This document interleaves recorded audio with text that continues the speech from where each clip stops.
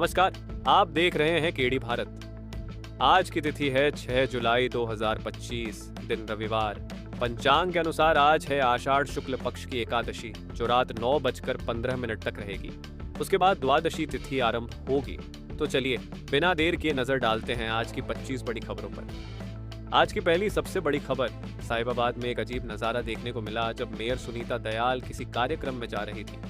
रास्ते में उन्होंने सड़क किनारे एक व्यक्ति को हरे कपड़े और तंबू के साथ बैठे देखा।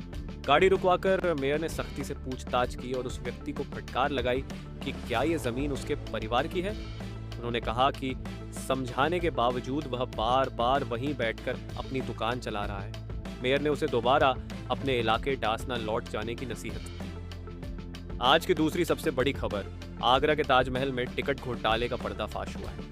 बताया जा रहा है कि कुछ गाइड एएसआई कर्मियों से मिलकर टिकटों की हेराफेरी कर रहे हैं। हाई वैल्यू टिकट को पूरे दिन एक से ज्यादा बार इस्तेमाल किया जा रहा है। पुणे से आए एक पर्यटक ने शिकायत की कि 34 लोगों के ग्रुप के लिए सिर्फ 17 टिकट दिए गए थे, जिससे पूरे समूह को अंदर भेजा गया। आज की तीसरी सबसे अहम खबर, बांके बिहारी कॉरिडोर को लेकर चल रहे विरोध के बीच सांसद हेमा मालिनी ने स्पष्ट कहा है कि कॉरिडोर बनकर रहेगा। उन्होंने विरोध करने वालों से कहा कि अगर उन्हें दिक्कत है तो वे कहीं और जाकर बस जाएं। कॉरिडोर बनने से पहले जिन घरों और दुकानों पर असर पड़ेगा, उसी को लेकर विरोध सामने आ रहा है। आज की चौथी बड़ी खबर, मेरठ के गंगानगर इलाके में एक पुराना छेड़छाड़ का मामला दोबारा हिंसा में बदल गया। दो पक्षों के बीच झगड़ा इतना बढ़ा कि पथराव शुरू हो गया और 4 लोग घायल हो गए।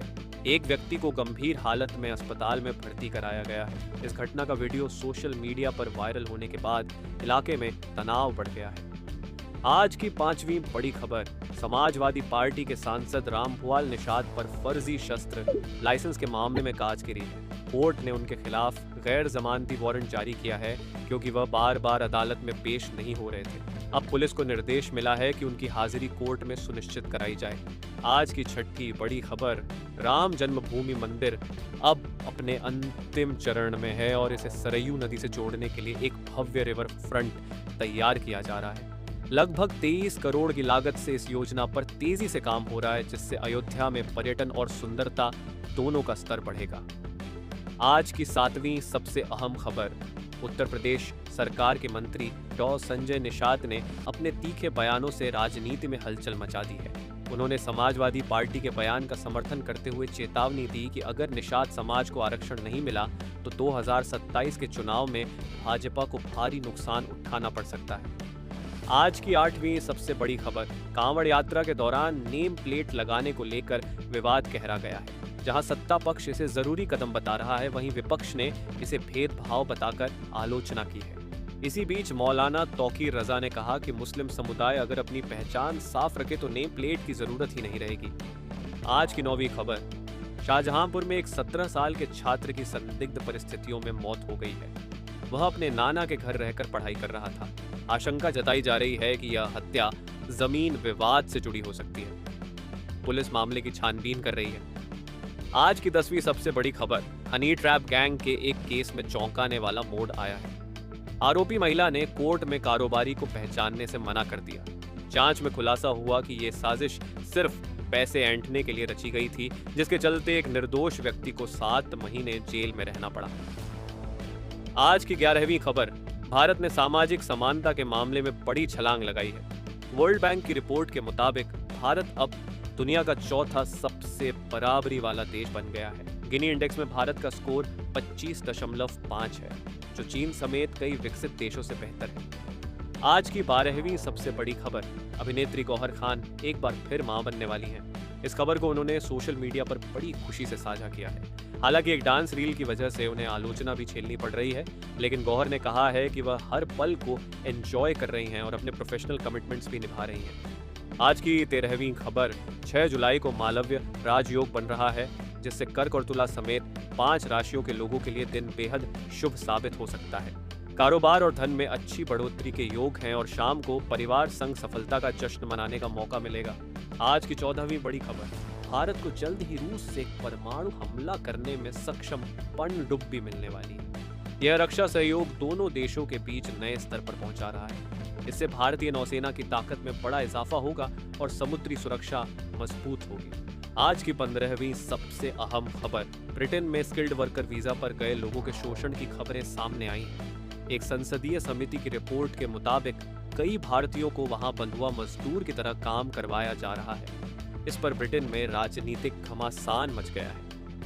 आज की 16वीं खबर, दिल्ली की तिहाड़ जेल में बंद गैंगस्टर अमित उर्फ दबंग की शादी जेल से पैरोल लेकर कराई गई। उसे 5 घंटे की अनुमति मिली थी और उसी दौरान शादी के सारे रीति रिवाज पूरे करवा दिए गए। सुरक्षा के कड़े इंतजाम भी किए गए थे। आज की 17वीं सबसे बड़ी खबर, शेफाली जरीवाला की रहस्यमयी मौत के बाद पैपाराजी संस्कृति पर सवाल उठने लगे हैं। कई सितारों ने मीडिया की संवेदनहीनता पर नाराजगी जताई है और पूछा है कि क्या हर पल को कैमरे में कैद करना जरूरी है। इस पर बहस तेज हो गई है। आज की 18वीं खबर, भारत ने एक बार फिर अंतर्राष्ट्रीय स्तर पर अपनी ताकत साबित की है। वर्ल्ड बैंक और ILO दोनों ने भारत की सरकारी योजनाओं की सराहना की है जो लोगों के जीवन को बेहतर बनाने में बड़ी भूमिका निभा रही हैं। आज की 19वीं सबसे अहम खबर, एयर इंडिया की एक पुरानी फ्लाइट दुर्घटना की जांच में अब एक ब्रिटिश लॉ फर्म भी जुड़ गई है। जून में अहमदाबाद में हुई इस दुर्घटना में 270 से ज्यादा लोग मारे गए थे। लॉ फर्म ने जांच में तकनीकी खामियों पर फोकस करने की मांग की है। आज की 20वीं सबसे बड़ी खबर, पाकिस्तान के प्रधानमंत्री शहबाज शरीफ ने भारत पर फिर आरोप लगाए हैं। उन्होंने कहा कि भारत पहलगाम में हुए आतंकी हमले का इस्तेमाल क्षेत्रीय तनाव बढ़ाने के लिए कर रहा है। उन्होंने ईको सम्मेलन में कश्मीर और गाजा मुद्दा भी उठाया।